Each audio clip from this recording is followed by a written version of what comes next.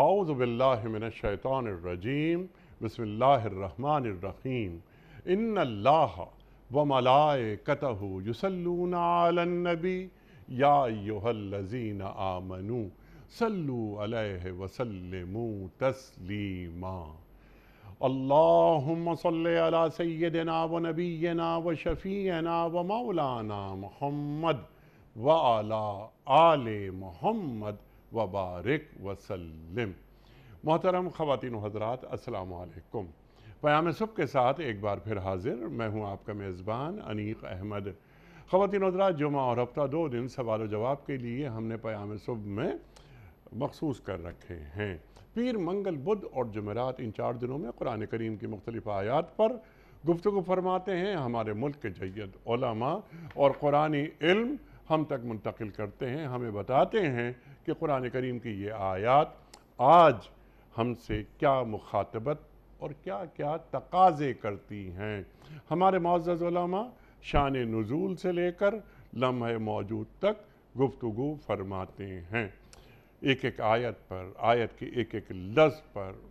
خواتین و حضرات، لیکن جمعہ اور ہفتہ سوال و جواب کے لیے آپ کے سوالات اور ہمارے محترم مفتی صاحب کے جوابات قرآن و سنت کی روشنی میں۔ بہت ساری کنفیوژنز ہوتی ہیں، بہت سارے ابہام ہوتے ہیں، گتھیاں ذہنوں میں ہوتی ہیں، خاص طور پر ہمارے نوجوانوں کے۔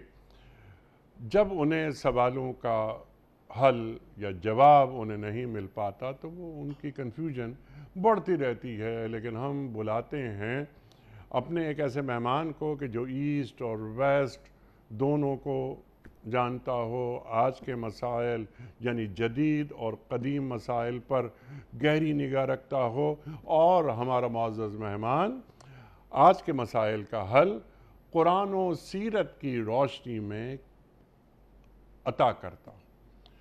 خواتین و حضرات، آج کے ہمارے معزز مہمان محترم مفتی احمد عفنان صاحب پاکستان میں پڑھا، پاکستان کے باہر پڑھا، ایک بڑا ویژن رکھتے ہیں اسلامک لا اینڈ جورسپروڈنس پر۔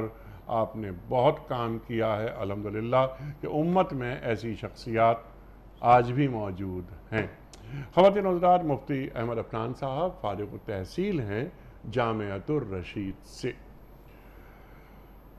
مفتی صاحب کو خوش آمدید کہتے ہوئے پروگرام کا آغاز اللہ تعالیٰ کے بابرکت نام سے سورہ نور آیت نمبر 55 اعوذ باللہ من الشیطان الرجیم بسم اللہ الرحمن الرحیم وعد اللہ الذین آمنوا منکم وعملوا الصالحات لَيَسْتَخْلِفَنَّهُمْ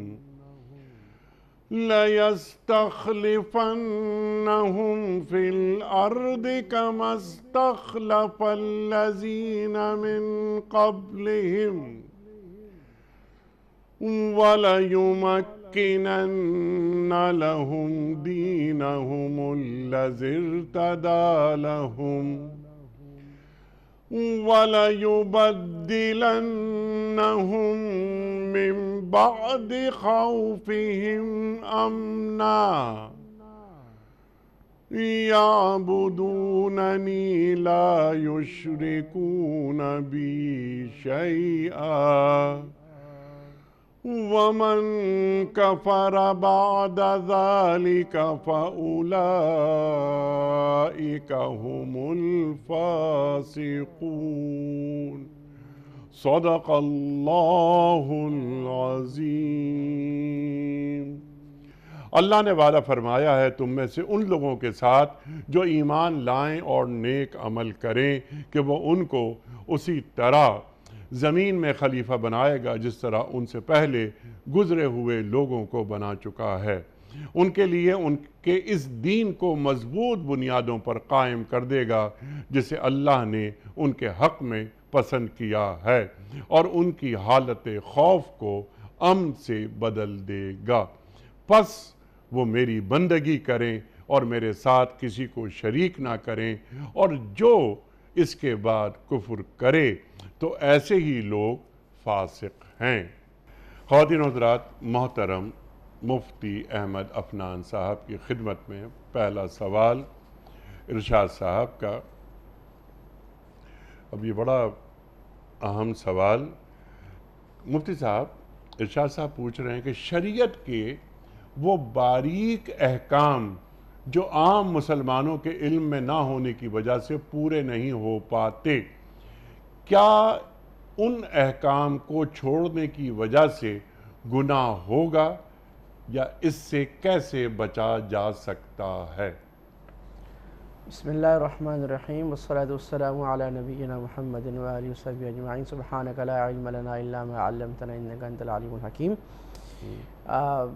سوال کافی عمومی نوعیت کا ہے، لیکن میں اس کا مقصد اگر صحیح سمجھوں تو میں عرض کرتا ہوں۔ دیکھیں، سب سے پہلے یہ سمجھنے کی ضرورت ہے کہ دین کے اندر پرائرٹیز کی ترتیب کیا ہے، کون سے احکام اوپر ہیں، کون سے نیچے ہیں، کون سے نہیں۔ ان کی بات صحیح ہے، بعض دفعہ کیا ہوتا ہے کہ دین سیکھنے والے یا سکھانے والے وہ پرائرٹیز کو پوری طرح مینیج نہیں کر سکتے، تو جو چیزیں کم اہم ہوتی ہیں ان پر زیادہ زور لگانا شروع کر دیتے ہیں، جو چیز زیادہ اہم ہوتی ہے اس پر کم زور لگانا شروع کر دیتے ہیں۔ تو سب سے اوپر کی چیز جو دین میں سب سے اونچی ترجیح پر ہے وہ ہے عقائد متفق علیہا، وہ عقائد جس پر پوری امت کا اتفاق ہے، اور ان عقیدے سے نکلنے والا پوری امت کے نزدیک آج نہیں بلکہ شروع سے، ابتدا سے سلف صالحین، تابعین، تبع تابعین، ائمہ مجتہدین، حنفی، شافعی، مالکی، محدثین کے نزدیک وہ اجماعی عقائد ہیں، جس سے جو شخص نکلے گا وہ کافر ہو جائے گا یا پھر وہ گمراہ ہو جائے گا۔ مثال کے طور پر رسول اللہ صلی اللہ علیہ وسلم کی سنت کو بھی دین کا حصہ سمجھنا، جس طرح قرآن سند حدیث کو بھی سند سمجھنا، یہ پوری امت کا اجماع ہے اس پہ۔ اسی طرح ختم نبوت کا قائل ہونا کہ ہمارے نبی صلی اللہ علیہ وسلم کے بعد کوئی نبی نہیں آیا، اجماعی بات ہے، ابھی سے نہیں ہے، آج کے لوگوں نے طے نہیں کیا، شروع سے ہے۔ اسی طرح یہ سمجھنا کہ ہر مسلمان جو ہے وہ ایمان کے ساتھ عمل کا مکلف بھی ہے۔ اسی طرح یہ سمجھنا کہ جو اعمال کا خالق اللہ ہے لیکن ہمیں اللہ تعالیٰ نے اختیار دیا ہے، مسئلہ تقدیر، اور ہمیں اللہ تعالیٰ نے دو راستے دے دیے ہیں کہ ہم جس پہ چلیں گے اللہ تعالیٰ ہم سے ویسا معاملہ کرے گا۔ اسی طرح نماز کا فرض ہونا، روزے کا فرض ہونا، زکوٰۃ کا فرض ہونا۔ اسی طرح یہ سمجھنا کہ دین ایک شامل چیز ہے، وہ صرف نماز، روزے، عبادات کی بات نہیں ہے، معاملات میں بھی بتاتا ہے، معاشرت میں بھی، بھائی بہن، ماں باپ کے حقوق، اور تجارت کیسے کرنی ہے، حلال و حرام، سیاست کے حلال و حرام، یہ سارا بھی بتاتا ہے، اور کون سی چیز کو کتنی ترجیح زیادہ حاصل ہے، یہ بنیادی بات سمجھ میں آنی چاہیے۔ پھر اس کو سمجھ کر اس طرح آگے چلنا چاہیے۔ مثال کے طور پر ٹوپی پہننا، یہ دین کی ایک اچھی دین کی بات ہے، اللہ کے نبی صلی اللہ علیہ وسلم کا سر اثر ڈھکا ہوتا تھا۔ کرتا پہننا بڑی اچھی بات ہے، بہت اہم بات ہے، لیکن جھوٹ بولنا اور دھوکہ کرنا، تو اب ان دونوں میں ترجیح کس کو زیادہ ہے؟ تو ظاہر ہے ہم جب قرآن و حدیث کو دیکھیں گے تو قرآن و حدیث میں جھوٹ بولنے کی وعیدیں بہت زیادہ ہیں، لعنت اللہ علی الکاذبین، اللہ کے نبی صلی اللہ علیہ وسلم کے حدیث بار بار جھوٹ نہیں بولو، جھوٹ نہیں بولو، دھوکہ کرنا، چوری کرنا، مسلمان کا مال کھانا، اور یہ حرام مال کی جتنی وعیدیں ساری اس میں آ جاتی ہیں حرام کرنے کی، اور یہ یعنی اکبر الکبائر میں ہے۔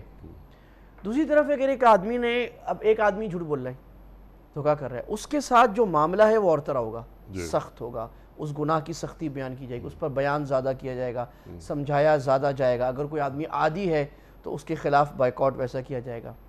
لیکن ایک آدمی ہے جس نے کرتا نہیں پہنا ہوا، ٹوپی نہیں پہنی ہوئی، اب اس کے ساتھ ایسا معاملہ نہیں کیا جائے گا، کیونکہ کرتا ٹوپی پہننا مستحب ہے، کر لیں تو ثواب ہے، نہیں کریں گناہ نہیں ہے، اچھی بات ہے، اہل طریقہ، جو بھی اس علاقے کے اللہ والوں کا لباس ہو، یا جو رسول اللہ صلی اللہ علیہ وسلم کی سنت کے لباس کے اندر زیادہ قریب ہو، وہ چیزیں ہیں۔ اب ہمارے یہاں بعض دفعہ ترجیحات خراب ہو جاتی ہیں۔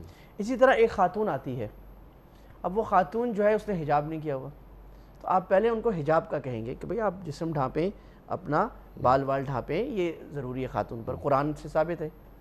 اس کے بعد آپ اس کو کہیں گے بھی نقاب بھی کرو، تو یہ ترجیح سے چلے گا۔ اللہ کے نبی صلی اللہ علیہ وسلم کے پاس جب صحابہ سیکھنے آتے تھے پوری دنیا سے، تو آپ نے آپ صلی اللہ علیہ وسلم سے پوچھتے تھے، یا رسول اللہ اوصنی و اوجزنی، نصیحت کریں، مختصر بتائیں۔ اللہ کے نبی صلی اللہ علیہ وسلم کو ایک بات، لا تشرک باللہ، اقیم الصلاۃ، چھوٹی بات، جب وہ سیکھ جاتا پھر آگے بات حضرت معاذ اور ابو موسیٰ عشری رضی اللہ کو اللہ کے نبی صلی اللہ علیہ وسلم نے یمن کی طرف بھیجا، تو انہوں نے کہا یا رسول اللہ ہم کیسے دعوت دیں؟ آپ نے فرمایا سب سے پہلے ان کو بتانا کہ اللہ ایک ہے، اللہ کے سوا کوئی شریک نہیں۔ جب وہ یہ بات سمجھ جائیں، یہ الفاظ قابل لحاظ ہیں، جب یہ سمجھا دو پھر ان کو بتانا کہ اللہ تعالیٰ نے 5 نمازیں رکھی ہیں۔ جب اس پر مطمئن ہو جائیں پھر ان کو بتانا کہ تمہارے مال میں زکوٰۃ بھی ہے۔ ترتیب میں یہ سمجھتا ہوں کہ یہ حکمت کی ترتیب ہمارے یہاں سے ہمیں اس کو دوبارہ بہتر کرنے کی ضرورت ہے ہمارے اہل علم طبقے کو، کہ اس حکمت سے بات کریں۔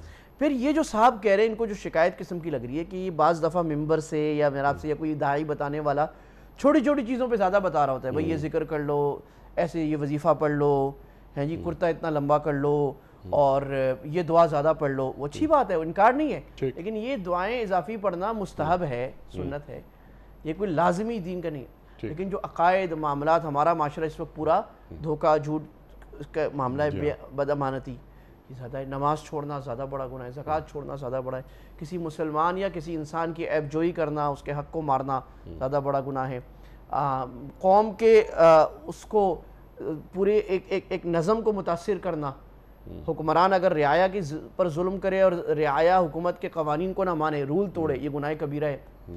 تو اس کی طرف یعنی جو اس وقت بڑے مرض ہیں قوم میں، جس سے قوم نیچے جا رہی ہے اور اللہ ناراض ہے، ان پر توجہ زیادہ ہو، اور یہ جو سپورٹنگ چیزیں ہیں اس پر توجہ ہو، لیکن اس کے حساب سے ہو۔ اس کو کہا جاتا ہے فرق مراتب، جو سمجھنے کی ضرورت ہے۔ سبحان اللہ، سبحان اللہ، یہ ترجیحات کا مسئلہ ہے نا، جو آپ نے بالکل وضاحت سے بیان فرما دیا۔ کبھی کبھی جیسے کہ آپ نے فرمایا بہت عمدہ بات، کہ جو چھوٹی چھوٹی سی باتیں ہیں یا فروعی باتیں ہیں ان کو ہم مقدم کر لیتے ہیں، لیکن جو بنیادی احکام ہیں دین کے ان پہ توجہ زیادہ ہونی۔ اب دیکھا بہت دفعہ ایسا ہوتا ہے کہ آدمی صاحب بیچارے دین میں آتے ہیں، یہ غیر مسلم آ گیا باہر، میں جہاں یو کے میں وہاں مسئلہ ہو جاتا ہے، یہاں کوئی آدمی دین میں نہیں تھا، دین میں آ گیا، اب ایک مسجد میں جا رہا ہے، اب وہ اس کو پہلے دن یہی بات بتا رہے تم نے ہاتھ یہاں باندھنے، دوسرا کہہ رہے ہیں یہاں باندھنے، حالانکہ سب کا اتفاق ہے یہ مستحب ہے، یہاں باندھنے سب جائز ہے، لیکن اس کو اتنا مسئلہ بنا دیا کہ گویا کہ کسی گروپس کی علامت بن گیا۔ وہ پریشان ہے کہ بھائی میں تو اب نماز پڑھوں، ہاتھ یہاں باندھوں، یہاں باندھوں، چھوڑوں، یوں اٹھاؤں، یوں اٹھاؤں، یہ ساری چیزیں مستحبات میں آتی ہیں کہ زور سے پڑھو فاتحہ، آہستہ پڑھو، یہاں یہ کر لو، وہ نہ کر لو، تو ان چیزوں اب وہ کہہ رہی صلاۃ والسلام میں کھڑے ہو جاؤ، زور سے پڑھو، آہستہ پڑھو، بھئی پڑھ لیا آپ نے درود شریف، اللہ کے نبی صلی اللہ علیہ وسلم پر درود پڑھنے کا کوئی مسلمان ایسا نہیں جو قائل ہو، ہر ایک پڑھتا ہے۔ اب اس کے کیفیت میں فرق کو نا آپ ببر شیر نہ بنائیں نا، ہاں اس کو بنیاد دین نہ بنائیں۔ یہ اچھا یہ ایسا نہیں کہ یہ سب کو پتہ ہے، جو پرانی کتابیں ہیں فقہا کی اور حدیث کی، ان میں یہ لکھا ہوا ہے کہ کس چیز کا درجہ کتنا ہے، اس کے حساب سے ڈیل کرنا چاہیے۔ سبحان اللہ، سبحان اللہ، سبحان اللہ، اور جڑاؤ کی کیفیت پیدا کریں، امت کو جوڑیں، انتشار سے بچائیں۔ اللہ اکبر، اللہ اکبر۔ آپ جو بات فرما رہے تھے نا کہ یہ کہ ہاتھ یہاں باندھے یا یہاں باندھے، سرکار دو عالم صلی اللہ علیہ وآلہ وسلم نے یہاں بھی ہاتھ باندھ کے نماز پڑھی، یہاں بھی ہاتھ باندھ کے نماز پڑھی، اور آپ نے ہاتھ کھول کے بھی نماز پڑھی، اور تمام طریقے اللہ تعالیٰ نے اپنے محبوب کے قیامت تک کے لیے محفوظ کر لیے۔ اللہ اکبر۔ تو اس پر کوئی فیصلے یا فتوے نہ دیں کہ اس نے ہاتھ کھول کے نماز پڑھی یا باندھ کے پڑھی تو یہ بس ان کا عقیدہ ٹھیک نہیں ہے، یہ بنیاد دین ان کی خراب ہے، ان کے عقائد ٹھیک نہیں ہیں۔ سب دین کے ساتھ مخلص ہیں، بنیادی طور پہ اختلاف نہیں ہے عقیدے میں ہمارا۔ ٹھیک ہے نا مفتی صاحب؟ ٹھیک۔ اگلا سوال ہے چودھری محمد نجیب صاحب کا، لاہور سے۔ مفتی صاحب، معاشرے میں طلاق یافتہ اور بیوہ کا نکاح مشکل سے مشکل ہوتا جا رہا ہے، اسلامی تعلیمات کے مطابق اس کا کیا حل ہے؟ بہت اچھا سوال۔ بسم اللہ الرحمن الرحیم۔ یہ ہمارے معاشرے کا وہ ناسور ہے جو اس وقت ہمارے معاشرے کو کھائے جا رہا ہے، اور پہلی بات تو یہ طلاقیں زیادہ کیوں ہو رہی ہیں، اس کی وجہ بھی ہم اس پروگرام میں بات اور علماء بھی بات کرتے رہتے ہیں، میرا بھی ایک موضوع ہے، کیونکہ میں ہی سمجھتا ہوں کہ اگر مسلمان خاندان ٹوٹیں گے تو کبھی بھی اسلامی معاشرہ بننا ممکن ہی نہیں ہے، صحیح بات ہے، اور اس کی وجہ دین سے دوری ہے۔ صحیح بات کہ مرد شوہر اپنے حقوق اپنی ذمہ داریاں نہیں جانتا، بیوی اپنی ذمہ داریاں، برداشت ختم ہو گئی، دین ختم ہو گیا، ایک دوسرے کا خیال کرنا ختم ہو گیا. نہ عورتیں اماں خدیجہ، اماں عائشہ، اماں حفصہ کا طریقہ پڑھتی ہیں کہ وہ کیسے اللہ کے نبی سے معاملہ کرتی تھیں، اور نہ ہمارے مرد اللہ کے نبی صلی اللہ علیہ وسلم کی جو مبارک گھر کی سنتیں ہیں کہ آپ کا گھر کے ساتھ کیسا نرم، محبت والا، پیار والا، برداشت والا، خیال والا، محبت والا، پیار والا معاملہ ہوتا تھا. اگر یہ پڑھیں اور اس کو سمجھیں تو یہ جھگڑے اور یہ پریشانیاں اور جو گھروں کے اندر توڑ ہے یہ نہ ہو. پھر اسی طرح جب ہم اللہ سے دور ہوتے ہیں تو اللہ تعالیٰ دلوں کو توڑ دیتے ہیں. جب کوئی نماز نہیں پڑھا، گھر میں نماز کا ماحول نہیں ہے، زکوٰۃ ادا نہیں کی جا رہی، حرام مال گھر میں آ رہا ہے، حج فرض ہو گیا نہیں کیا جا رہا، اس کی سخت قسم کی نحوست اور بے برکتی گھر میں آتی ہے تو رشتے ٹوٹ جاتے ہیں. تو یہ تو ایک الگ موضوع ہے. لیکن یہاں جو سوال ہے تو بیوگان سے نکاح نہ کرنا اور طلاق یافتگان سے. جی بیوگان، طلاق یافتہ، دونوں بالکل صحیح فرمایا. اب یہ ایسی چیز ہے جس کو اللہ کے نبی صلی اللہ علیہ وسلم نے خاص طور پہ اپہولڈ کیا تھا. عرب کا جو معاشرہ تھا اللہ کے نبی صلی اللہ علیہ وسلم کے آنے سے پہلے وہ ایسے تھا جیسے ہندوؤں کا معاشرہ، کہ بیوہ عورت جو تھی اس سے کوئی شادی نہیں کرتا تھا، اور جو پرانے لڑکے والے ہوتے تھے اس کے جو مرحوم شوہر یا جس نے طلاق شوہر، اس کے جو گھر والے ہوتے تھے وہ اس کو اپنی ملکیت سمجھتے تھے، جس پہ اللہ نے قرآن میں اس کا رد فرمایا یا ایھا الذین آمنوا لا یحل لکم ان ترثوا النساء کرہا. سورہ نساء میں یہ حلال نہیں کہ عورت کو وراثت بناؤ. اس کی طلاق ہو گئی یا اس کا شوہر فوت ہو گیا، اس کی مرضی جہاں نکاح کرے، عورت آزاد ہے، اللہ نے اس کو آزادی دی ہے. تو اس سے اللہ نے وہ کیا. دوسرا یہ بھی ہوتا تھا کہ بیوہ عورت کو قتل کر دیا کرتے تھے، زندہ درگو جو ہمارے ہندوؤں میں ہوتا ہے اس کے حق مار دیا کرتے تھے. اللہ کے نبی صلی اللہ علیہ وسلم نے دنیا میں جو وومن رائٹس کی بات کی، دنیا میں آج نہ کوئی کر سکتا ہے نہ کرے گا. چنانچہ آپ صلی اللہ علیہ وسلم نے عورت کو آزادی کا حق دیا، عورت کو اپنا اختیار دیا کہ اس کی ذرا سی مرضی کے خلاف شادی نہیں کر سکتے. اور قرآن نے سورہ نور میں فرمایا وَأَنْكِحُوا الْأَيَامَ مِنْكُمْ وَالصَّالِحِينَ مِنْ عِبَادِكُمْ وَإِمَائِكُمْ إِنْ يَكُونُوا فُقَرَاءَ يُغْنِيهِمُ اللَّهُ مِنْ فَضْلِهِ. تمہاری جو کواری لڑکی عورتیں ہیں، اور ایم کا معنی عربی میں بیوہ بھی ہوتا ہے، بیوہ عورتیں، ان کا نکاح کراؤ. یہ کس سے کہا جا رہا ہے؟ معاشرے کو، یعنی وہ اس کے گھر والوں کو بھی اور معاشرے کو، والدین کو، پورا معاشرہ. کہ اگر ان کے پاس پیسے نہیں ہیں، معاشرے کے ذمے وہ ایسے ادارے کھڑے کرے جو کوارے لڑکے لڑکیوں اور بیوگان کی شادی کا انتظام کریں. اور اگر غریب ہیں، اللہ فرما رہے ہیں اللہ اپنے فضل سے، یعنی شادی ایسا مبارک چیز ہے اس کی فضل سے اللہ امیری دے دے گا. سبحان اللہ. اس طرح اللہ کے نبی صلی اللہ علیہ وسلم نے فرمایا الساعی الارامل والیتیم، جو شخص بیوہ عورتوں پر یا متعلقہ بیوہ دونوں آتی ہیں اور یتیم کا خیال کرے گا وہ قیامت میں جنت میں میرے ساتھ ہوگا. اللہ کے نبی صلی اللہ علیہ وسلم فرما رہے ہیں. تو پھر آپ نے اٹس ناٹ جسٹ تھیوری، آپ نے اپنے عمل سے کر کے دکھا دیا. آپ کی 11 ازواج مطہرات ہیں، 10 ازواج مطہرات بیوہ یا طلاق یافتہ ہیں. یعنی نبی کوئی اتنا بھی نہیں 50-50 بھی نہیں ہے، 90% آپ صلی اللہ علیہ وسلم کی جو ہماری امت کی مائیں ہیں ازواج مطہرات، وہ کیوں؟ اللہ اپنے نبی کو زمانے کی خوبصورت ترین اعلیٰ نسب والی کنواری سے شادی نہیں کرا سکتے تھے. آپ نے کیوں بیواؤں سے شادی کی؟ یہ بتانے کے لیے کہ امت میں بیوگان کی شادی کا راستہ نکلے. تو یہ جو ہے یہ ایک بہت بڑا ناسور ہے، اس کو صحیح کرنے کی ضرورت ہے. اور بیوگان کے ایک تو ہے نا سپورٹ کی جائے، یہ بھی اچھی بات ہے، لیکن عورت کی سب سے بڑی سپورٹ اس کو مرد کے شوہر کا سایہ دینا، گھر کا سایہ دینا. یہ نیچرل اللہ نے رکھا ہے کہ اس کو صرف ایک فائنینشیل سپورٹ نہیں چاہیے، اس کو ایموشنل سپورٹ چاہیے، اس کو پروٹیکشن چاہیے، جس کا نظام اللہ نے مرد کا رکھا ہے.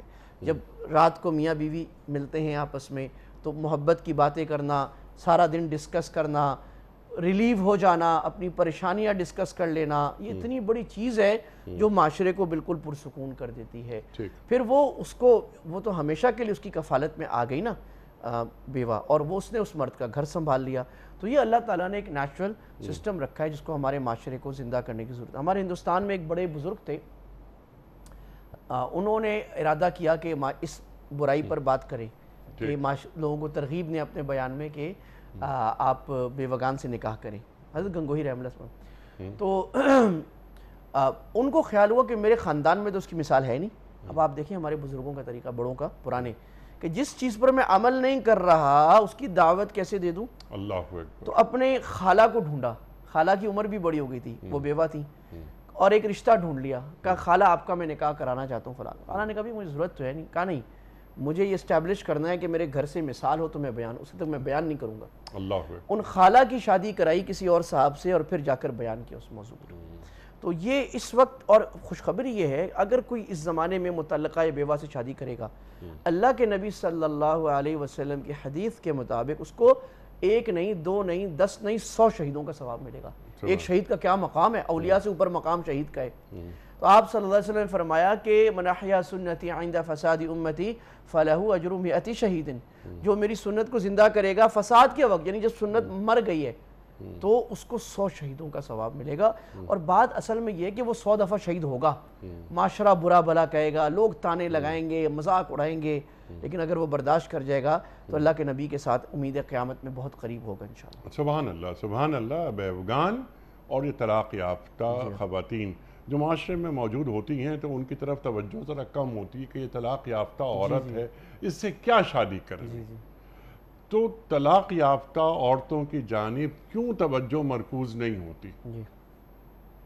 اچھا، اس میں ایک ہندو معاشرتی اثر بھی ہمارے اندر ہے ٹھیک ہے، جو عرب کا جاہلی تھا نا، کیونکہ ہم ہندوؤں کے ساتھ بڑا عرصہ رہے ہیں۔ اب شادی پہ دیکھتے ہیں نا ہماری ہندوؤں والی رسومات، مہندی اور اس طرح ہندوؤں کے انداز سے کر رہے ہوتے ہیں، تو یہ ہندوؤں میں چونکہ بیوہ کو برا سمجھا جاتا تھا، اس کو کبھی تو ستی کر دیا جاتا تھا۔ خیر ابھی تو قانون میں پابندی لگ گئی، لیکن ابھی بھی وہ سفید کپڑے پہنا کے اس بیچاری کو بالکل ایسے کہ آدھا زندہ آدھا مردہ رکھا ہوتا ہے۔ تو وہ اثرات بھی ہمارے ہاں ہماری معاشرت میں خاص طور پہ سوشل نارم میں آئے ہیں۔ عرب کلچر میں ہمیں نظر نہیں آتا۔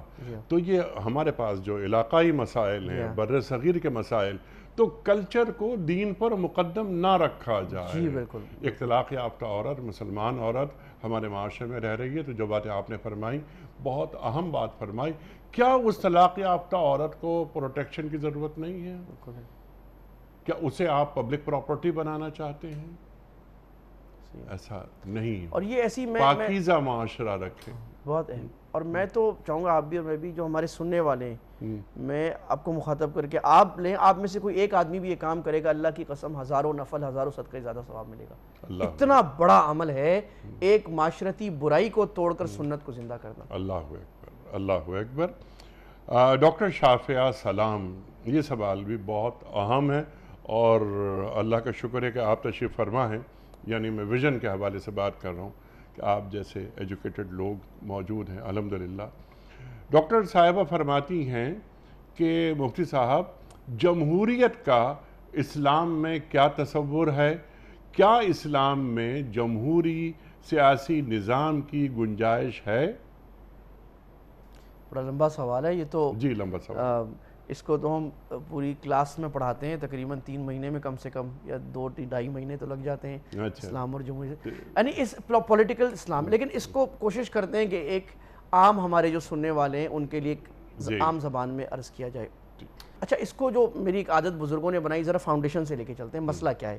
دیکھیں بعض عنوان بڑے اچھے لگتے ہیں، جمہوریت کفر، جمہوریت خلاف، اسلامی نظام لاؤ، اسلامی خلافت لاؤ، لیکن اس کے پیچھے کیا ہے آپ ذرا جائیں۔ اور یہی ہمیں ہمارے فقہ کے اساتذہ نے سکھایا کہ فقیہ جو ہوتا ہے وہ ڈیپ جاتا ہے، مسئلے کو حل کرتا ہے میرٹ بیس پہ، جیسے لا کرتا ہے۔ دیکھیں معاملہ یہ ہے کہ اسلام کے جو احکام ہیں نا، وہ عبادات میں اسلام کا طریقہ اور ہے، اور سیاست اور معاشرت کاروبار میں اسلام کا مسائل بتانے کا طریقہ اور ہے۔ عبادات جیسے نماز، روزہ، زکوٰۃ، حج ہے، اس میں تو ایک ایک عمل کا ثبوت قرآن حدیث سے ہونا ضروری ہے۔ ہاتھ ایسے اٹھانے، رکوع کیسے کرنا ہے، سجدہ کیسا کرنا ہے، اگر کسی حدیث میں رکوع نہیں آیا تو ہم رکوع نہیں کرتے۔ تو ایک ایک چیز توقیفی ہے۔ زکوٰۃ کیسے دینی ہے، کتنی دینی ہے، کتنوں کو دینی ہے، یہ ہم طے نہیں کر سکتے۔ حج میں کتنے چکر لگانے ہیں، 7 لگانے ہیں تو ہم 8 نہیں کر سکتے، کچھ نہیں، قیاس ویاس نہیں چلے گا۔ ایک ایک بات کو، یعنی ریجیڈیٹی ہے گویا کہ ایک ایک بات کو پن پوائنٹ کر کے بتا دیا۔ اللہ نے جو بتایا وہ عبادت ہے، اللہ نے نہیں بتایا اپنی عقل سے ساری دنیا کے انسان علماء مل کر کسی نئی عبادت کو انوینٹ نہیں کر سکتے، بدعت ہو جائے گا۔ لیکن کاروباری معاملات میں اور پولیٹیکل سائنس میں شریعت کا جو معاملہ ہے وہ براڈ ہے، وہاں شریعت کسی ایک سسٹم کو پن پوائنٹ نہیں کرتی، اس میں بڑی مصلحت ہے۔ وہاں شریعت جنرل براڈر پرنسپلز بیان کر دیتی ہے کہ اسلام کے پولیٹیکل پرنسپلز کیا ہیں، ایک حکومت اسلامیہ یا ریاست اسلامیہ یا ریاست مدینہ کیا ہونی چاہیے، اور اس ریاست مدینہ کے بنیادی خط و خال کیا ہونے چاہیے. آگے اس کی اسٹریٹجی، اس کا اسٹرکچر وہ ڈیفرنٹ ہو سکتا ہے. اور اس کی دلیل یہ ہے کہ حضرت ابو بکر رضی اللہ تعالیٰ عنہ کے جو چناؤ کا انداز تھا وہ ڈیفرنٹ تھا. حضرت عمر رضی اللہ عنہ کے چناؤ کا انداز ڈیفرنٹ تھا. حضرت ابو بکر نے ایک آدمی چن دیا. حضرت عثمان رضی اللہ تعالیٰ عنہ کے جو الیکشن سلیکشن کا انداز بالکل ڈیفرنٹ تھا. حضرت عمر رضی اللہ عنہ نے 7 آدمیوں کی شورا بنا دی، کہا تم طے کر دو. حضرت علی رضی اللہ تعالیٰ عنہ کے خلیفہ بننے کا انداز بالکل ڈیفرنٹ تھا. امت کے بڑے طبقے نے ان پہ راضی ہو گئے، وہ بن گئے. اور اگرچہ اللہ کے نبی صلی اللہ علیہ وسلم کی حدیث میں یہ ترتیب ہمیں ملتی ہے، لیکن انداز ڈیفرنٹ تھے. پھر حکومت چلانے کا انداز بھی ابو بکر رضی اللہ عنہ کا ڈیفرنٹ. حضرت عمر رضی اللہ عنہ نے اتنی زیادہ ریفارمز کی جو کسی نے نہیں کی. اب وہ کہتے بھئی ابو بکر نے جیسے چلائی ہے میں ویسے ہی چلاؤں گا، نہیں، ریفارمز کی. حضرت عثمان نے ڈیفرنٹ کر دیا. حضرت علی نے دارالخلافہ ہی چینج کر دیا. یہ ہو سکتا تھا کوئی کہتا بھئی اللہ کے نبی نے تو حکومت اسلامیہ مدینہ سے چلائی ہے، لہذا ساری زندگی مدینہ سے چلے گی. بھئی انہوں نے کوفہ لے گئے، آگے دمشق چلا گیا، مختلف ہوتا گیا. پھر امت میں بادشاہ بھی رہے، لیکن ان بادشاہوں کو خلیفہ بھی کہا گیا. اس کی وجہ یہ ہے کہ ہم جب پولیٹیکل سائنس پڑھتے ہیں تو منارکی کی 4 قسمیں پڑھتے ہیں. اور منارکی میں ایک ہوتی ہے کانسٹیٹیوشنل منارکی، ایک تو ہوتی ہے نا بادشاہ کی جو مرضی کرے، وہ اسلامی نہیں ہے. کانسٹیٹیوشنل منارکیز میں کہتے ہیں کہ بادشاہ پابند ہوتا ہے کسی ایک بالادست ڈاکومنٹ کا.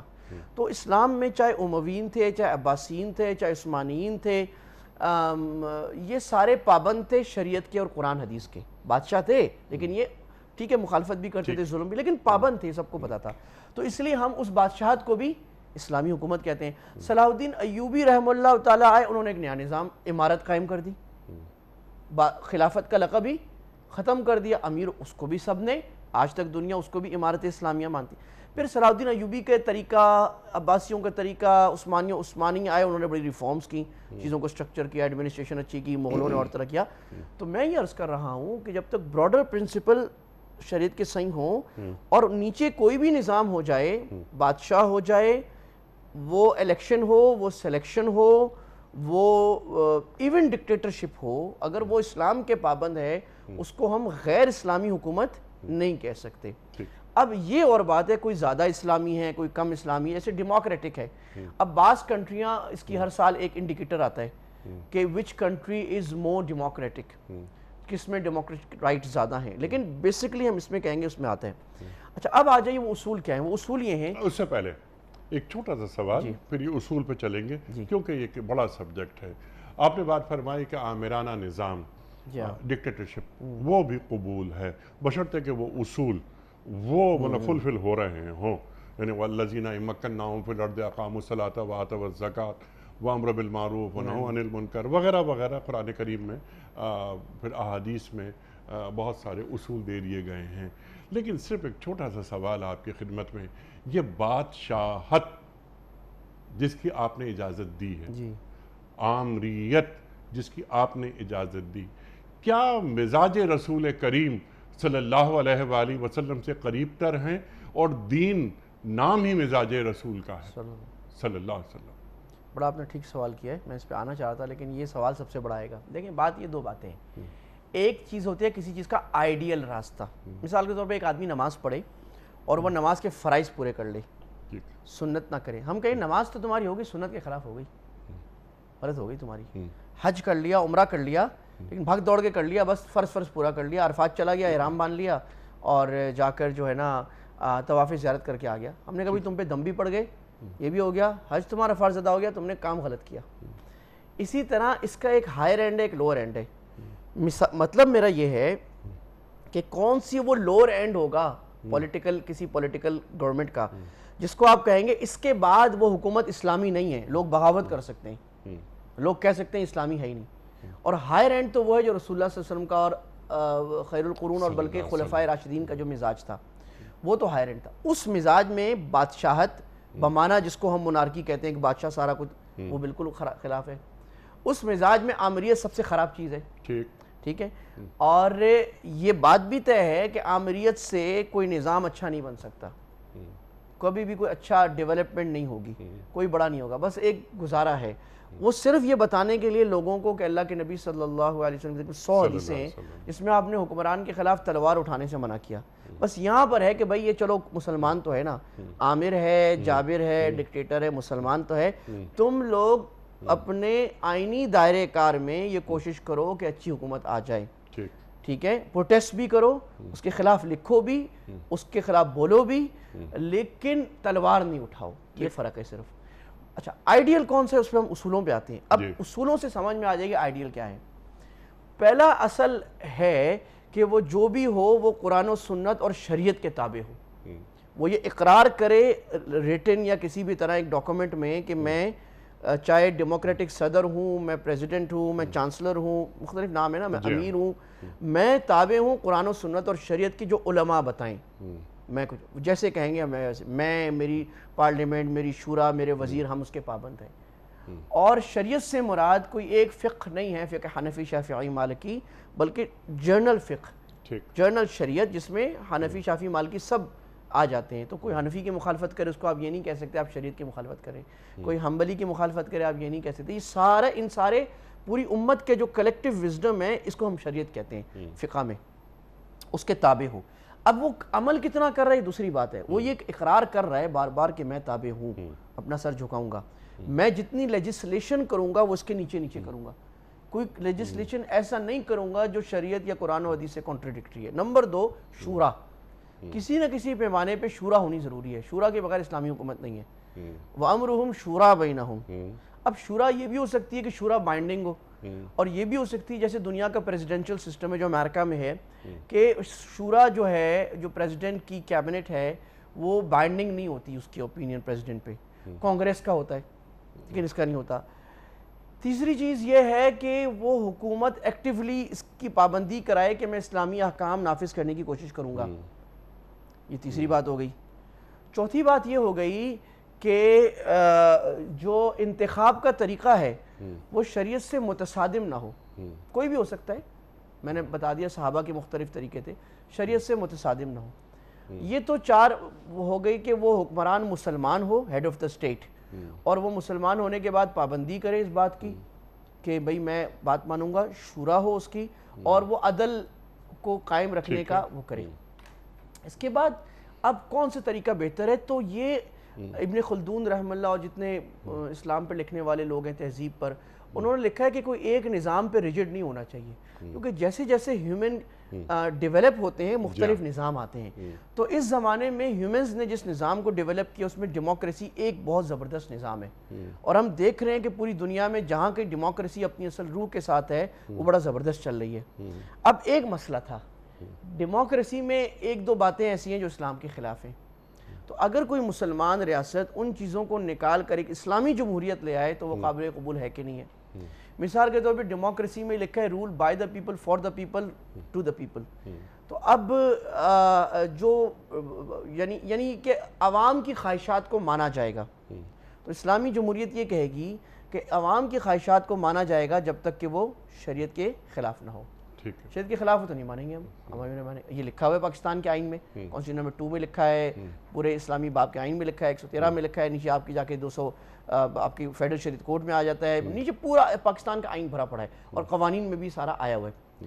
اچھا دوسری بات یہ ہے کہ شورا ہوگی، تو پاکستان کے آئین میں جو پارلیمنٹ ہے اس کا نام لکھا ہوا ہے مجلس شورا، اور وہ شورا ہے اور وہ شورا بائنڈنگ ہے۔ تیسری بات یہ ہے کہ وہ شورا بھی، اب یہ بہتر باتیں آ گئیں کہ وہ شورا بھی اللہ سے ڈرنے والی، دیندار والی، دین سمجھ والی ہو، تو پاکستان کے 62-63 میں آئین میں لکھا ہوا ہے کہ شورا نمازی ہو، گناہ کبیرہ نہ کرتی ہو، اسلام کے بنیادی عقائد جانتی ہو۔ اب یہ آپ بولیں عمل کتنا ہو رہا ہے، تو عمل تو ٹریفک کے قوانین پہ بھی نہیں ہو رہا۔ عمل نہ کرنے والا، بڑی اہم بات عرض کرنے لگا ہوں، عمل نہ کرنے والا فاسق ہوتا ہے، کافر نہیں ہوتا۔ اگر ایک آدمی میں کہہ رہا ہوں کہ جی میں مانتا ہوں نماز فرض ہے لیکن میں نماز چھوڑ دیتا ہوں اللہ نہ کرے، تو میں کیا ہوں گا، میں گناہ کبیرہ کر رہا ہوں۔ یہ مطلب نہیں کہ میں جھوٹ بول تو منافق ہو، بھائی یہ کوئی نہیں کہہ سکتا کسی کو بھائی آپ سے غلطی ہوئی۔ تو ریاست یہ کہہ رہی ہے کہ ہم دین مانیں گے لیکن کوتاہی کر رہی ہے اپنی حماقت کی وجہ سے، اپنی جہالت کی وجہ سے، اپنی کرپشن کی وجہ سے، اپنی مفاد پرستی کی وجہ سے اس کے لوگ، تو ہم ان کو فاسق کہیں گے، گناہ کبیرہ کے مرتکب کہیں گے، اور یہ کہیں گے کہ چونکہ آئین میں لکھا ہے ہم پوری کوشش کریں ایسی حکومت آئے جو اس آئین کی پابندی کرے اور اللہ رسول کے تابع ہو۔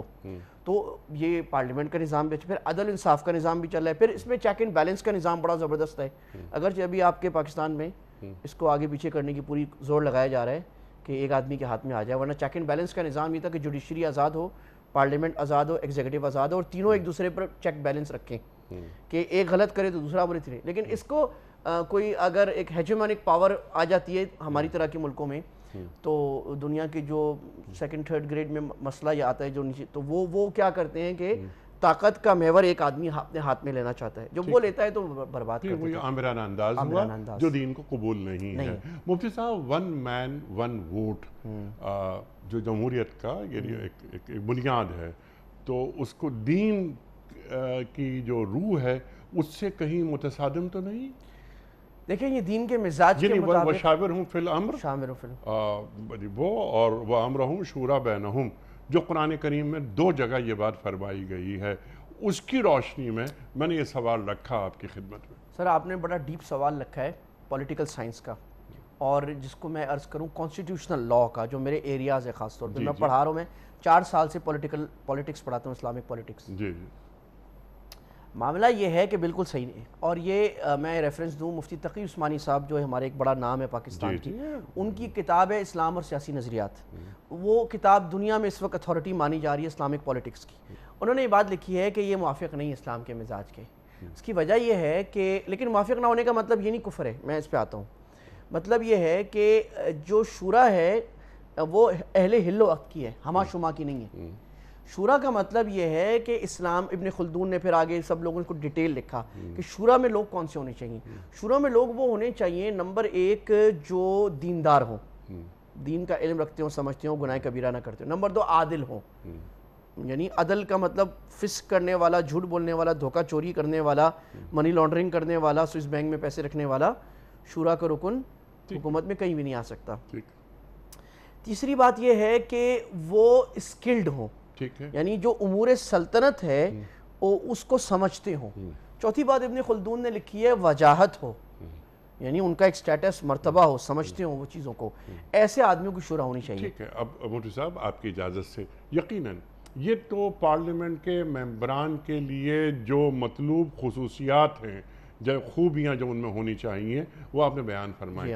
میرا سوال صرف یہ تھا کہ ون مین ون ووٹ، انہی پارلیمنٹیرینز کو کون بھجوا رہا ہے؟ اب یہ ایک مسئلہ ہے، یعنی آپ کا ووٹ، آپ عالم ہیں، میں ایک جاہل آدمی ہوں، میرا اور آپ کا ووٹ برابر کیسے ہو سکتا ہے؟ اسی کو آپ تو ماشاءاللہ اقبالیات کے ماہر ہیں، میں علامہ اقبال نے ہی فرمایا تھا نا کہ جمہوریت وہ طرز حکومت ہے کہ جس میں سروں کو گنا کرتے ہیں تولا نہیں کرتے، بندوں کو گنا کرتے ہیں تولا نہیں کرتے۔ تو یہ علامہ اقبال گویا کہ اس باریک جو آپ نے فرمایا اس پر ہی تنقید کر رہے ہیں کہ یہ کیا نظام ہے کہ ایک آدمی جھاڑو لگا رہا ہے، بہت عزت والا ہے ماشاءاللہ، ایک ملازم ہے، گاڑی چلا رہا ہے، اور ایک ڈاکٹر پی ایچ ڈی، ایک عالم، ایک مفتی، ایک جج، سب کا ایک سائنٹسٹ، سب کا ووٹ برابر عقل میں نہیں آتا، ووٹ برابر کیسے ہو جائے گا؟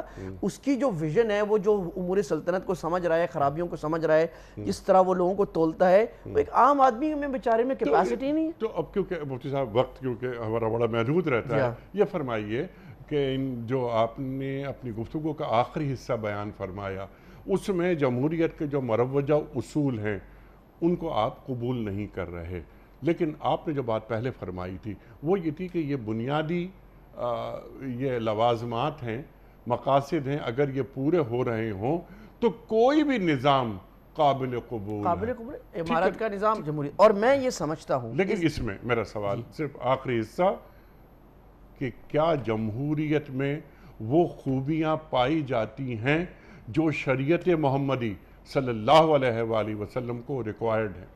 دیکھیں بات یہ ہے کہ وہی بات یہ ہے کہ یہ سارا خلافت ہے، جمہوریت میں بھی خلافت ہو سکتی ہے، امارت میں بھی خلافت ہو سکتی ہے، بادشاہت میں بھی خلافت ہو سکتی ہے۔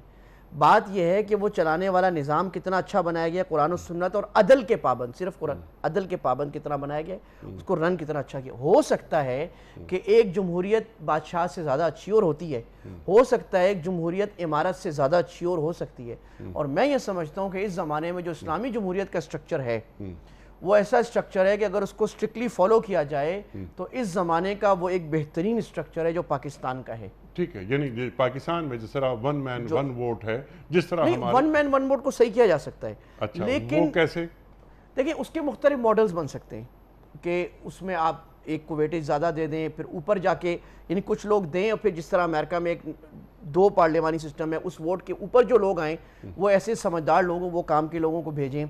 دنیا میں دیکھیں اس میں ایک بڑی نیچرل سی بات ہے، ون مین ون ووٹ ڈنمارک میں، سویڈن میں بڑا اچھا کام کرتا ہے، ہمارے اچھا کام کیوں نہیں کرتا؟ اس لیے کہ عقلی سطح سب لوگوں کی برابر نہیں ہے. اب یہ بات یعنی اس کا مطلب ہے کہ اس سے زیادہ آپ کو حل اس پہ کرنا چاہیے کہ قوم کا شعور اور ایجوکیشن اوپر کر لیں، خود اچھے لوگ اوپر آنے شروع ہو جائیں گے. سبحان اللہ. یعنی پہلے یہ کریں کہ پہلے نکاح کریں، اس کے بعد بچوں کے لیے دعائیں کریں.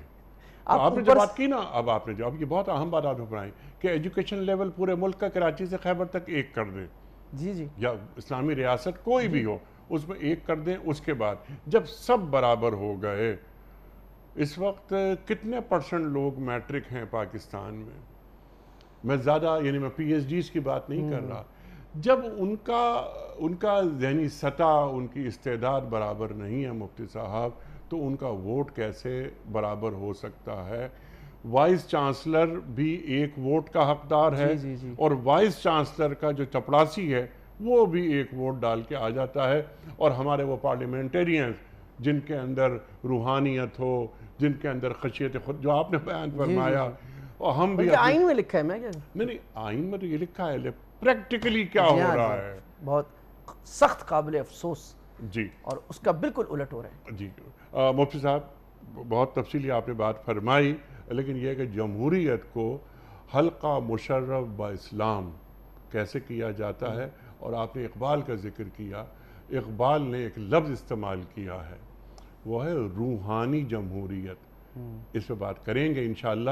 لیکن فی الحال میں کم از کم ایک ویڈیو سوال آپ کی خدمت میں رکھنا چاہتا ہوں، کیونکہ وقت ختم ہو رہا ہے، ویڈیو کو اس طرح ہم نے شروع ہی نہیں کی ہے. جناب والا پہلا سوال. السلام علیکم مفتی صاحب. جس کو وطر کی دعا نہیں آتی وہ وطر کیسے ادا کرے؟ جناب والا. اچھا آسان بات ہے، یہ دعائے قنوت کی بات کر رہے ہیں جی کہ جو تیسری رکعت میں نہیں آتی. تو دعائے قنوت پڑھنا سنت ہے، اور کوئی بھی دعا پڑھنا واجب ہے. وہ کوئی سورت پڑھ لے، سبحان اللہ الحمدللہ ولا الہ واللہ اکبر پڑھ لے، اللہ اکبر الحمدللہ، کچھ بھی پڑھ لے، تو وہ اس کا وہ واجب جو ہے دعائے قنوت کی جگہ کا ادا ہو جائے گا. پھر وہ اس کی کوشش کرتا رہے کہ دعائے قنوت کوئی بھی یاد ہو جائے. یعنی ربنا آتنا فی الدنیا حسنہ پڑھ، کوئی بھی قرآن حدیث کی دعا جو اس کو یاد ہے وہ اس تیسری رکعت میں ہاتھ اٹھانے کے بعد پڑھ لے گا، تو اس کا وطر پورا ہو جائے گا. صحیح، کلیئر. اگلا سوال مفتی صاحب کی خدمت میں. السلام علیکم مفتی صاحب، میرا آپ سے ایک سوال ہے کہ مشکل اور پریشانیاں صرف غریب لوگوں پر ہی کیوں آتی ہیں، جبکہ امیر طبقہ روز بروز زیادہ امیر ہوتا جا رہا ہے اور غریب آدمی غریب ہوتا جا رہا ہے؟ آخر اس کی وجہ کیا ہے؟ جناب یہ بظاہر بہت معمولی سوال لگتا ہے، لیکن یہ بڑا سوال ہے، بڑا اہم سوال. معاشرے غربت، کیوں یہ غربت پھیلتی جا رہی ہے اور پریشانیاں غریبوں کے ساتھ؟ اس وقت جو ایک ریسرچ میں پڑھ رہا تھا، پاکستان میں 64% لوگ اپنی ضرورتیں پوری نہیں کر پا رہے. میں نے بھی پڑھی. جی آپ نے پڑھی تھی نا یہ بات. یہ تو یہ میرے لیے حیرانی کی بات تھی کہ پاکستان میں کہ اب یہ 64% تک افراد ایسے ہو گئے جو اپنی ضرورتیں پوری نہیں کر پا رہے. اللہ اکبر. ارشاد. دیکھیں اس میں دو طرف ہیں. ایک تو ہمارے جو بھائی یہ بات پوچھ رہے ہیں ان کے لیے، ان کو دلاسا دینے کے لیے کیا بات ہے، تو ان کے لیے تو یہ بات ہے کہ فقر ایک لحاظ سے مصیبت ہے اور ایک لحاظ سے نعمت بھی ہے. اور اللہ کے نبی صلی اللہ علیہ وسلم اور انبیاء فقیر گئے تھے، اور آپ نے کہا کہ جو میرے قریب ہوگا وہ فقیر ہوگا. اور آپ نے فرمایا کہ میری امت کے فقراء عمرہ سے 500 سال پہلے جنت میں داخل ہوں گے، کیونکہ حساب کتاب بڑا تھوڑا ہوگا، آئیں گے جھاڑ کے چلے جائیں گے۔ لیکن فقیری کو، مفلسی کو، ناداری کو، غربت کو پسند نہیں فرمایا گیا۔ پسند بالکل نہیں فرمایا، لیکن کم ہونے کو آپ نے ایک لحاظ سے ایک بلیسنگ بھی فرمایا۔ کاد الفقر ان یکون کفرا، اللہ اکبر اللہ اکبر، یہ فقیری، غریبی کفر تک لے جاتی ہے، اللہ اکبر۔ دوسری طرف جو سب سے پہلے جو مقتدرہ ہے، حکمران کلاس ہے، اس میں میں صرف حکمران کا لفظ استعمال نہیں کر رہا، حکمران کلاس، اس میں امیر بھی آتے ہیں، بیوروکریٹس آتے ہیں، اوپر کا فیوڈل لارڈز بھی آتے ہیں، ان سب کے ذمے ہیں کہ ملک کا نظام، صرف میں نہیں کہہ رہا چندہ دے دیں، ملک کا نظام وہ بنائے جو عدل کے مطابق اور دولت کا بہاؤ اوپر سے نیچے کی طرف سبحان اللہ سبحان اللہ، اور چاہے جائے کہ وہ تصویریں کھنچوا کے راشن بانٹ دیں 1000-10,000 غریبوں میں، اس سے کچھ بھی نہیں ہونے کا، یہ صرف سٹنٹ ہے، اس سے آپ اپنا نام بنا رہے ہیں، وہ کر رہے ہیں، اور لیکن اصل یہ ہے کہ نظام عدل کا وہ بنایا جائے جس میں غریب کم از کم جو پوورٹی لائن ہے اس سے لوگ نکل کے اوپر آ جائیں، جو اس مثالی اسلامی معاشروں میں رہا ہے، یہ ان کے، اور جب تک وہ نہیں کرتے تو قوم کے بدترین ظلم کا کہ وہ مرتکب ہیں جو ہماری ایلیٹ کلاس یا شافیہ کلاس ہے۔ ٹھیک ہے، ہمارا دین کیا تعلیم کر رہا ہے کہ کاد الفقر ان یکون کفرا، تعلیم کیا، یہ فقیری یہ کفر تک لے جاتی ہے، لیکن تم کیا کرو؟ اب یہ قرآن آ گیا، سورہ حشر، کیلا یکون دولتم بین الاغنیاء منکم، کیا فرما رہا ہے اللہ؟ کہ دولت کا جو گردش ہے وہ صرف امیروں کے درمیان نہ گھومتی جائے، جس کو ہم کہتے ہیں کہ ڈسٹوپین سٹیٹ میں ہوتا ہے کہ امیر امیر تر اور غریب غریب تر ہوتا رہے ظلم کی وجہ سے اور ناہمواری اور کی وجہ سے، تو یہ اس کو درست کرنے کی ضرورت ہے۔ جی ہاں، اور تو سوسائٹی کا ایک بدن ہے، اس بدن میں اسی طرح مال گردش کرے جس طرح انسان کے جسم میں خون گردش کرتا ہے، تو وہ جسم کے لیے اچھا رہتا ہے، تو سماجی بدن کے لیے دولت کی گردش ضروری ہے۔ کنسنٹریشن آف ویلتھ نہیں ہوگی، سرکولیشن آف ویلتھ ہوگی، اس کے لیے سسٹم ہوگا، سسٹم چلائیں گے حکام اور آپ جیسے افراد، آپ علماء حکام کو مشورے دیں گے کہ ریاست چلتی کس طرح ہے۔ اچھا، جن کا کام یہ تھا کہ وہ مشوروں کو قبول کریں، وہ اپنے فیصلے خود نافذ کرنے لگے ہیں، حالانکہ وہ مشورے علماء، آپ جیسے علماء سے وہ اقدار لیں، دینی اقدار کیا ہوتی ہیں، اور ان کا نفاذ ہو، لیکن بدل گئے ہیں حالات۔ اللہ تعالیٰ سب سے پہلی محبت تو پاکستان ہے کہ اللہ تعالیٰ پاکستان پہ رحم فرمائے، ہم سب پہ رحم فرمائے، عالم اسلام پر رحم فرمائے، اور ہمیں جو روشنی قرآن کریم سے ملتی ہے اس کو حاصل کرنے کی اور اس پر عمل کرنے کی توفیق عطا فرمائے۔ ایک معمولی آدمی سے ہم جیسے حکمران تک، یعنی ان تک یہ بات پہنچے کہ وہ بھی عمل کرے قرآن کریم پر۔ مفتی صاحب آپ کا بڑا ممنون، بڑا شکر گزار، آپ تشریف لائے۔ خواتین و حضرات، مفتی احمد عفنان صاحب آج کل پاکستان آئے ہوئے ہیں، مستقل آپ مانچسٹر میں ہوتے ہیں اور بڑا کام کر رہے ہیں ریسرچ کے حوالے سے، جو میں نے انٹرو میں کچھ کہنے کی کوشش کی۔ ایسے علماء ہر وقت ہر زمانے کے لیے درکار ہوتے ہیں امت کی سطح پر کہ آج کے مسائل کو سمجھیں اور ان کا حل قرآن و سنت کی روشنی میں عطا فرمائیں۔ مفتی صاحب میں ایک بار پھر آپ کا شکر گزار۔ پیام صبح کا اختتام ہوتا ہے روزانہ ایک قول پر، اور وہ قول ہوتا ہے صاحب نہج البلاغہ امیر المومنین حضرت علی مرتضیٰ کرم اللہ وجہہ کا۔ آپ فرماتے ہیں کہ دنیا ایک خواب ہے، اس پر مغرور ہونا سراسر ندامت ہے۔ اللہ اکبر۔ دنیا ایک خواب ہے، اس پر مغرور ہونا سراسر ندامت ہے۔ اپنے میزبان انیق احمد کو کل تک کے لیے اجازت دیجیے۔ خدا حافظ۔